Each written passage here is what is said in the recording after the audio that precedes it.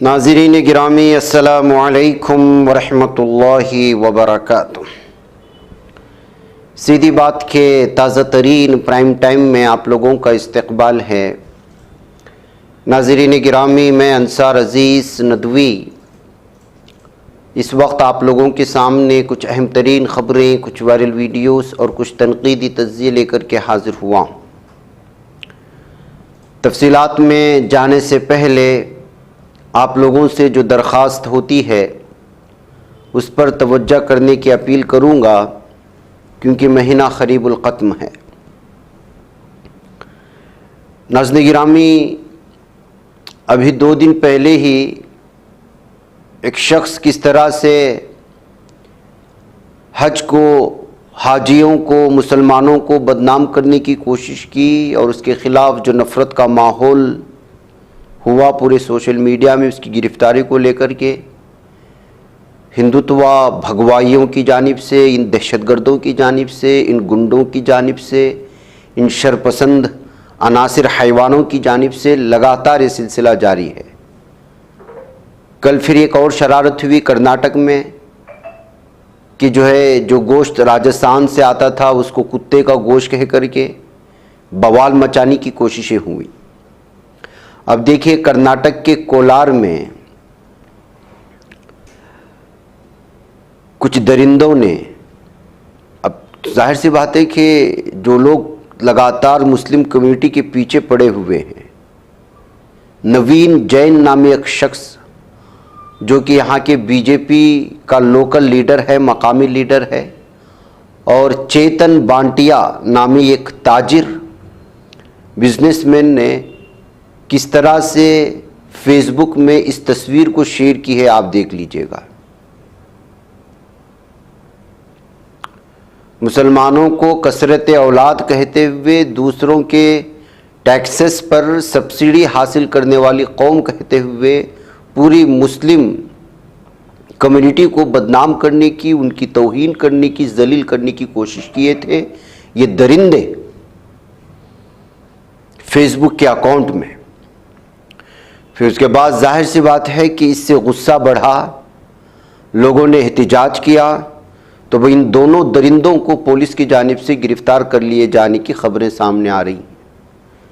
इसलिए मैं नाज़रीन गिरामी कहता हूँ कि इस तरह लगातार, मैं इससे पहले परसों की उसमें लगातार तबसरा कर चुका हूँ कि हमें किस तरह रियासती सतह पर हर रियासत में एक ऐसी टीम की ज़रूरत है जो इस तरह दरिंदगी फैलाने वाले, हैवानियत फैलाने वाले, मुसलमानों के ख़िलाफ़ लगातार मुख्तलिफ़ किस्म के मीम्स बनाने वाले या फिर कार्टून बना करके मुस्लिम कौम को बदनाम करने वालों के ख़िलाफ़ कार्रवाई करने के लिए हर वक्त इस तरह की कोई ना कोई टीम होनी चाहिए, जिनका काम यही हो कि कौन सी रियासत में, किस ज़बान में, कौन किस तरह से मुसलमानों पर हमला करने की कोशिश कर रहा है, कौन किस तरह से तौहीन करने की कोशिश कर रहा है, कौन किस तरह से कुरान पाक के सिलसिले में तौहीन आमेज़ रिमार्क दे रहा है, कौन किस तरह से आप सल्लल्लाहु अलैहि वसल्लम की शान में गुस्ताखी करने की कोशिश कर रहा है, कौन कुरान की आयतों को गलत मफ़हूम निकाल कर के लोगों में, गैर मुस्लिम भाइयों में गलत फहमियाँ बढ़ाने की कोशिश कर रहा है, हो रहा है।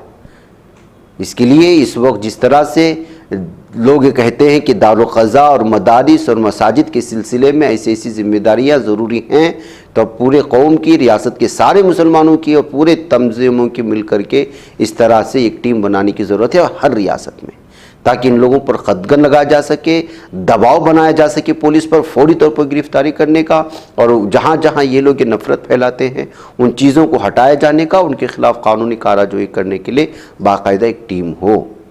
ये ज़रूरत है इस वक्त की, और बहुत ही अशद ज़रूरत है। इसको संजीदगी से लेना चाहिए, और बारहा मैं इस बात की अपील भी कर रहा हूँ। नाज़रीन गिरामी, उत्तर प्रदेश में किस तरह से मुसलमानों को निशाना बनाया जा रहा है, ताजिरों को निशाना बनाया जा रहा है, ठेले में व्यापार करने वालों को किस तरह से निशाना बनाया जा रहा है, आप लोग जानते हैं। बनारस से आज बताया जा रहा है कि लगभग 756 घरों को मखसूस करके होटल्स के मालिकान को और होटल्स को निशाने पर लिया जा रहा है। ऐसा ही एक होटल गैर कानूनी कहते हुए उसको मुनहदिम करने की ये तफसील इस वक्त बनारस से आ रही है, वाराणसी से आ रही है। इस तरह टारगेट मुसलमान ताजिरों को टारगेट करने, होटल मालिकान को टारगेट करने के नाम पर जब एहतिजाज कर रहे थे और वहाँ का एसडीएम जो बाहर आ रहा था तो उसने एक होटल मालिक के साथ जो बर्ताव किया है, जैसे हमला किया है, आप खुद यहाँ पर देख सकते हैं। अपने जो है सर से हमला करने की कोशिश की है और इसका नाम आलोक कुमार बताया जा रहा है और ये मुस्लिम होटल ओनर है और किस तरह से आज उनके होटलों को गिराए जा रहे थे, निशाना बनाया जा रहा था और बुलडोज़र के ज़रिए से होटलों को गिराने की कोशिशें हो रही थी बनारस में। देखिए वहाँ किस तरह का जुल्म सितम हो रहा है, खुद इन्हीं की ज़बान आप सुन लीजिएगा। मुसलमान हैं क्योंकि यहाँ पर 25 लोग और हैं, सारे बीजेपी के नेता के होटल हैं, सारे होटल बीजेपी के नेताओं के हैं, वशिष्ठ का है, कम्फर्ट इन है, सफाया इन है, क्योंकि मुसलमान हम हैं, क्योंकि जूब क्षेत्र में 756 मकान है, किसी को तोड़ने की औकात नहीं है, क्योंकि सबसे कमजोर हम हैं। पिछले को सामने ये स्कूल की जमीन है, उस पर गेस्ट हाउस बनाया गया, हारून सिंह ने बनाया, क्यों नहीं इस पर कार्रवाई हुई। सामने होटल रिवर बनाया गया साल भर पहले, क्यों नहीं इस पर कार्रवाई हुई। संदीप अलवंडा ग्रांड नदी के पावे में बनाया, क्यों नहीं रोक रहे हो। क्योंकि सिर्फ हम मुसलमान हैं, क्योंकि मेरी औकात नहीं है कि किसी को पैसा दे पाए, मेरी औकात नहीं किसी नेता के पास जाए, मेरी औकात नहीं है किसी गुंडे के पास जाए, क्योंकि हमारा कोर्ट ने आदेश भी दिया है। हाई कोर्ट का आदेश को इन्होंने कभी माना ही नहीं और हमारा पिटीशन लगा हुआ है हाई कोर्ट में, इन्होंने टाइम नहीं दिया। कल रात को इन्होंने 9:30 बजे आए और बोले कि सुबह होटल खाली कर देना। मैंने कहा मेरा परिवार ऊपर रहता है, 10 का टाइम दीजिए। उन्होंने कहा अच्छा, कह के चले गए। उसके बाद रात को 12 बजे मीटिंग की, लोग यहाँ होटल में बैठ के कि पैसा दो तुम्हारा काम कर देंगे। नहीं दिया, मेरे पास पैसा है कहाँ से देंगे। उन्होंने सुबह आके 11 बजे तोड़ना शुरू कर दिया। उसके बाद भी न मेरी सुन रहे हैं, न मेरी मेरा पूरा परिवार ऊपर रहता है, न उसको खाली करने दे रहे, न कुछ कर रहे। उसके बाद एडीएम सिटी से मैंने कहा, होटल आपका कब बना था? 2002 में। तो मेरा G+2 का नक्शा पास है और इस कॉलोनी में सबका G+2 का रजिस्ट्रेशन नक्शा पास है। ये G+2 तो है नहीं, G+4 सबका बना है, सबका 27 के 27 होटलों का G+4 है, लेकिन सबने G+2 का नक्शा पास कराया रेजिडेंशियल। लेकिन ये खेल कैसे चल रहा था? ये खेल VC, सचिव, जोनल और जेई, ये सारा का मिला जुला था। इन लोगों का रेट था, इस कॉलोनी का रेट था 5 लाख रुपए एक स्लैब, 50,000 रुपए हफ्ता। आज भी अभी भी ये मदन का बगल वाला जिसका पैसा ब्रिजेश सिंह बदमाश लगा रहे हैं, उसमें बगल में होटल बन रहा है, उसमें मैंने कहा सचिव से कार्रवाई कीजिए, इनकी औकात नहीं है। मैंने उसे जूता उठाया कि अगर सर आप किसी भी होटल पर कार्रवाई कर देंगे तो आप मुझे चौराहे पर मारिएगा। उन्होंने उनको तो नहीं मारा, मुझे आज एडीएम से मरवाया। मुझे एडीएम ने सिर्फ पकड़ के मुझे मारा और मारने के बाद मेरे पास वीडियो है, वो कहते हैं कि मैंने उनको गाली दी, वीडियो में साफ दिख रहा है। वो आते साथी का, मैंने कहा सर मेरा कोई परिवार है, परिवार को निकलने दीजिए। वो आते साथी मुझे सर से मार के क्या छोड़ दें। इस पूरे खेल की जानकारी सरकार ने किसी नुमाइंदे को दी? किसी को हाई कोर्ट में पेंडिंग है और इन्होंने किसी तरह की हमको कोई जानकारी नहीं दी। कमिश्नर के यहाँ पड़ा हुआ है, कमिश्नर ने कहा कि शासन आदेश आया हुआ है, शासन आदेश क्या वो खोलना के बाद कोई कार्रवाई होगी। जब फिर आपको एकाएक जब हमारे यहाँ 600 कथा वाले रुके हुए गुजरात के अनुयायी, वो भगवत कथा चल रही थी, उस वक्त ये लोग आके रोज रात को पैसा दो पैसा दो पैसा दो। जब मैंने पैसा नहीं दिया, रोज रात को परसों 23 तारीख की रात को ये पूरे का पूरा टीम और पूरी फोर्स 10 थाने की फोर्स लेकर रात को 12 बजे तक लगे थे। महीने का आप लोग पैसा पहुंचाते थे क्या? जब किसको जाता था? ये जोनल, जेई, VC और ये क्या नाम है सचिव, ये जब बन रहा था सबको देना है। रेट था जब तक बनेगा 50,000 रुपए हफ्ता और 5 लाख रुपए एक सीट ढलाईगा। ये जितने होटल है सब G+2 नक्शा पास है, किसी का लैंड यूज चेंज नहीं हुआ। हम लैंड यूज चेंज कराने शासन में गए थे, उन्होंने जबकि कोई नहीं गया। मेरे पास सबकी NOC है, फायर की NOC है, मेरे पास वो टूरिस्ट ऑफिस की NOC, सबकी NOC है, लेकिन यहाँ किसी के पास सराय एक्ट का लाइसेंस तक नहीं है। मेरे पास सब होने के बाद भी सिर्फ इसलिए किया गया कि मैंने पैसा नहीं दिया, मैंने पैसा देने से इनकार कर दिया। मेरा कोई फाइनेंशियल बैकग्राउंड नहीं है, मेरा कोई राजनीतिक बैकग्राउंड नहीं है। ठीक है, सबसे बड़ी चीज यही। ठीक है। तो नाज़रीन गिरामी, ये सूरत हाल है इस वक्त यूपी में कि मुसलमानों के कारोबार को, मुसलमानों को जो है पूरी तरह से दूसरे दर्जे का शहरी बना करके, अंदर खौफ हरास का मामला बना करके, उनकी तिजारतों पर हमला करके, उनके जो है घरों को बुलडोज करके जो है एक किस्म से पूरी तरह से नाइंसाफ़ी और जुल्म व हैवानियत की इंतहा की जा रही है। और अफसोस का मकाम ये है कि और इसका साथ देने वाली भी हुकूमतें इस वक्त मौजूद हैं। नाज़रीन गिरामी, आज दिल्ली से बहुत ही अफसोसनाक खबर आई। आप लोग जानते हैं कि जो है किस तरह से एक कोचिंग इंस्टीट्यूट के बेसमेंट में पानी जमा हो जाने की वजह से दिल्ली के राजेंद्र नगर में लगभग 3 स्टूडेंट्स जो इस कोचिंग इंस्टीट्यूट में रह रहे थे वो बह चुके हैं, उनका इंतकाल हो चुका है। बच्चे दूर दूर जगहों से दिल्ली में यहाँ पर कोचिंग इंस्टीट्यूट में आते हैं ताकि तालीम हासिल करें। अब इसके तहखाने में आने वाली इस बाढ़ ने जो है, इसमें 2 तालिबात और एक लड़का जाँ बहक हुआ है। राजेंद्र नगर में राव IAS स्टडी सेंटर के नाम से तहखाने में ये पानी भर गया था। अब ये तलबा लगातार एहतिजाज कर रहे हैं। वाक़े की इत्तला मिलते ही दिल्ली पुलिस, फायर डिपार्टमेंट और NDRF की कई टीमें मौके पर पहुंच गई थी और मामले की संगीनी को देखते हुए दिल्ली पुलिस के आला अफसरान भी मौके पर पहुंचे। दिल्ली की मेयर शैली ओबराय और मकामी MLA भी वहां पहुंच गए। नाराज़ तलबा ने यहाँ भी ज़बरदस्त मुजाहरा किया। तस्दीक से मालूम हुआ है कि तहखाने में लाइब्रेरी मौजूद थी और लाइब्रेरी में उमूमन 30 से 35 बच्चे होते थे और एक रिपोर्ट के मुताबिक अचानक तहखाने में तेज़ी से पानी से भरने लगा। तलबा तहखाने में पंजों पर खड़े थे। तहखाने में मौजूद शीशा पानी के दबाव से फटने लगा। दिल्ली हुकूमत के वज़ीर आतिशी ने चीफ सेक्रेटरी नरेश कुमार को हिदायत दी कि वाक़े की तहकीकात शुरू करे और 24 घंटे के अंदर रिपोर्ट पेश करे। शाम को दिल्ली में शदीद बारिश की वजह से एक हादसे की खबर है। राजेंद्र नगर में एक कोचिंग इंस्टीट्यूट के तहखाने में पानी भरने की खबर है। तो नाज़रीन गिरामी, इस तरह से देखिए पानी किस तेज़ी के साथ, बहाव के साथ भर रहा है और तलबा को बचाकर के ऊपर भेजे जाने की यहाँ पे कोशिश भी हो रही है। दिल्ली की ये सूरत हाल है नाज़रीन गिरामी। ये मरकज़ी हुकूमत BJP और आम आदमी पार्टी दोनों एकसां गुनहगार हैं इस हादिसे के कहते हुए इस वक्त जो है एहतिजाज किया जा रहा है।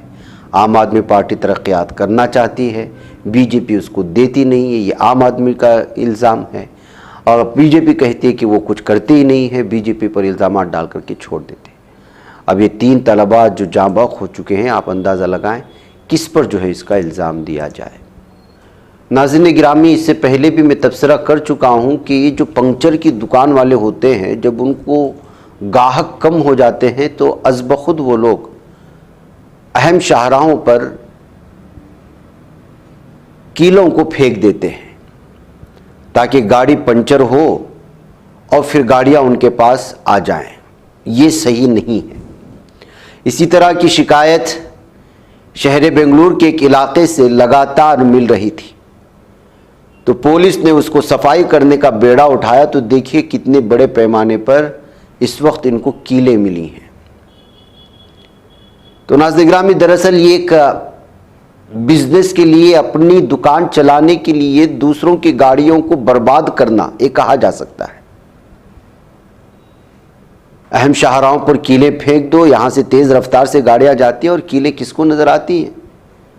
अब दिन भर में जो कीले फेंकी गई हैं, अगर 10 गाड़ियाँ भी पंचर के लिए आ गई तो बेड़ा पार। तो इस तरह से कहते हुए इस वीडियो को शेयर करने की और तबसरे करने की कोशिशें हुई हैं। बेंगलुरु के एक इलाके है जहाँ पर जब लगातार शिकायतें मिली तो एक पुलिस लेडी ऑफिसर ने जो है यहाँ पर झाड़ू लगाते हुए, साफ करते हुए इनको एक किनारे करने की कोशिश की और उस वक्त जो उनको वहाँ पे कीलें मिली वो यहाँ देख करके लोग दंग रह गए हैं। इस तरह से भी लोगों को लूटा जाता है, ये कहते हुए इस खबर को शेयर करने की कोशिशें हुई हैं। नाज़रीन गिरामी, ये हिंदुत्व ज़हनियत के हामिल लोग अपना मज़हब का इजहार या अपने हिंदुत्व के अंदर का जो बुखार है वो मुसलमानों के सामने ही निकालने की कोशिश करते हैं। न जाने ज़्यादा दिन इनका पता नहीं किन कहाँ गुजरता है, लेकिन मुसलमान टोपी और उसका लिबास नज़र आते ही इसके अंदर का हिंदुत्व जाग उठता है। अब देखिए, एक रिक्शा वाला अपनी गाड़ी कमाई से अपनी शनाख्त को बरकरार रखते हुए पूरे इस्लामी लिबास में वो हलाल कमाई कमा रहा है। वो पैसेंजर को अंदर बिठाने से पहले कभी ये नहीं देखता कि आपके पेशानी पर तिलक लगा है या आपके सर पर टोपी है। उसको अपनी हलाल कमाई की फिक्र होती है और फिर उससे लेना देना नहीं होता कि पीछा बैठने वाला हिंदू है या हिंदुत्व ज़हनियत का हामिल है, या वो उसके सिलसिले में क्या सोचता है, या वो उसके सिलसिले में दुश्मनी रखता है या अदावत रखता है। उसी के रिक्शे में बैठ करके उसको ज़बरदस्ती भजन सुनाने की कोशिश कर रहा है। और जब एक मुस्लिम शख्स देखता है कि ये कुफरिया कलिमात उसके कानों में जा रहे हैं, तो फिर वो अपने कानों में दूसरा एयरफोन लगा लेता है ताकि वो इस कुफरिया कलिमात से बचे। तो वो जालिम शख्स जो ये वीडियो बना रहा था, जो हिंदू असल में है नहीं है, सनातन धर्मी भी असल में है ही नहीं है। सनातन धर्म का मतलब ये नहीं है कि आप अपनी अंदर की जो अपनी मजहबी जज्बात है वो दूसरों पर जबरन थोपे जाए। जिन लोगों को अजान से तकलीफ होती है और कहते हैं कि अजान दूसरों के लिए सुनाने के लिए नहीं होता, वो एक रिक्शे में बैठ करके एक मुसलमान को अपना भजन सुनाने की कोशिश कर रहा है, लेकिन वो उस पर ऑब्जेक्शन नहीं करता। वो कहता है कि आपकी मर्जी है, आप सुनो बड़े आवाज़ में छोटे आवाज़ में, मैं अपना काम करता हूँ, कान में जो है ये लगा लेता है। लेकिन वो शख्स इसकी वीडियो बना करके सोशल मीडिया में शेयर करके हीरो बनने की कोशिश करता है कि ये देखिए मैंने जब भजन लगाया तो इसने जो है अपने कानों में किस तरह से ईयरफोन लगाया। क्या उस ड्राइवर ने जो है आपको ऑब्जेक्शन किया कि आप क्यों इतनी बड़ी आवाज़ में सुन रहे हैं, दूसरों को तकलीफ दे रहे हैं? आप अपना धर्म अपने घर तक रखें, या जो है आप ईयरफोन इस्तेमाल करके अकेले सुने। उसने नहीं कहा, उसने कहा वो सुन रहा है तो सुनने दे, हम अपना काम करते। लेकिन उसने जो है अपना हिंदुत्व का चेहरा दिखाने के लिए इस वीडियो को सोशल मीडिया में शेयर करके इसको भी नफरत का माहौल बनाने की कोशिश कर रहा था।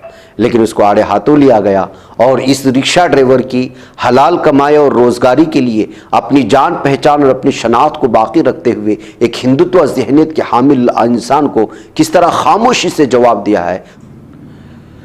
नाज़रीन गिरामी, आइए अगली खबरों की जानिब बढ़ते हैं।